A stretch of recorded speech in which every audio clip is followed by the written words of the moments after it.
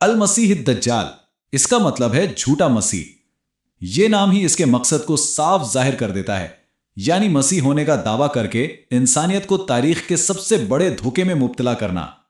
ذرا سوچئے، یہ انتباہ صرف ایک امت کے لیے نہیں تھا، یہ ایک آفاقی پیغام تھا جو ہر نبی نے اپنی قوم تک پہنچایا، جو اس فتنے کی غیر معمولی سنگینی کو ظاہر کرتا ہے۔ دجال ایک حقیقی گوشت پوست کا انسان ہوگا۔ زیادہ تر علماء اسی نظریے کو مانتے ہیں۔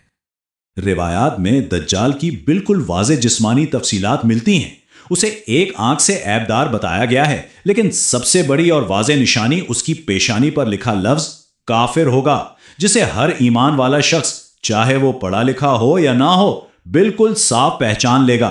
دجال کی طاقت صرف اس کے دعووں تک محدود نہیں ہوگی، وہ زمین پر بجلی کی سی تیزی سے سفر کرے گا، مردوں کو زندہ کرنے جیسے ناقابل یقین کام کر کے دکھائے گا، اور لوگوں کو اپنی خدائی پر یقین دلانے کی ہر ممکن کوشش کرے گا۔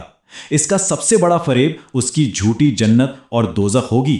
جو دیکھنے میں جنت لگے گی وہ اصل میں آگ ہوگی، اور جو آگ نظر آئے گی وہ ٹھنڈک اور سلامتی کی جگہ ہوگی۔ یہ ایمان کی سب سے کڑی آزمائش ہوگی۔ علامتی تشریح کی ایک بہت بڑی دلیل دجال کی سواری کے بارے میں ایک عجیب پیشن گوئی سے ملتی ہے۔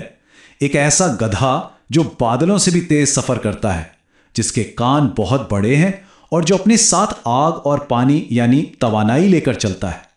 ان تفصیلات کو لفظی طور پر سمجھنا تھوڑا مشکل ہے، اور یہیں سے یہ سوال پیدا ہوتا ہے کہ کیا یہ قدیم تفصیلات دراصل ہمارے جدید دور کی ٹیکنالوجی جیسے ہوائی جہاز، ٹرینیں اور عالمی ٹرانسپورٹ کے نظام کی طرف اشارہ کر رہی تھیں؟ یہ تشریح قدیم پیشن گوئیوں کو آج کی دنیا سے جوڑنے کی ایک کوشش ہے۔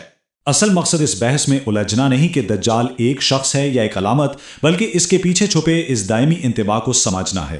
یہ روایت ہمیں ہر دور میں سچ اور جھوٹ کے درمیان فرق کرنے اور اپنے ایمان کو ہر قسم کے فریب سے بچانے کی اہمیت یاد دلاتی ہے۔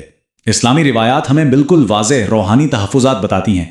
ان میں سب سے اہم سورۃ الکہف کی پہلی 10 آیات کی تلاوت کرنا اور انہیں یاد کرنا ہے، جنہیں اس فتنے کے خلاف ایک مضبوط ڈھال قرار دیا گیا ہے۔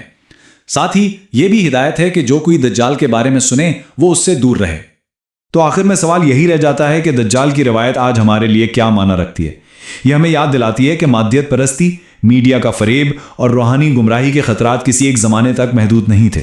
یہ وہ فتنے ہیں جن کا سامنا آج ہمیں ہر قدم پر کرنا پڑ رہا ہے۔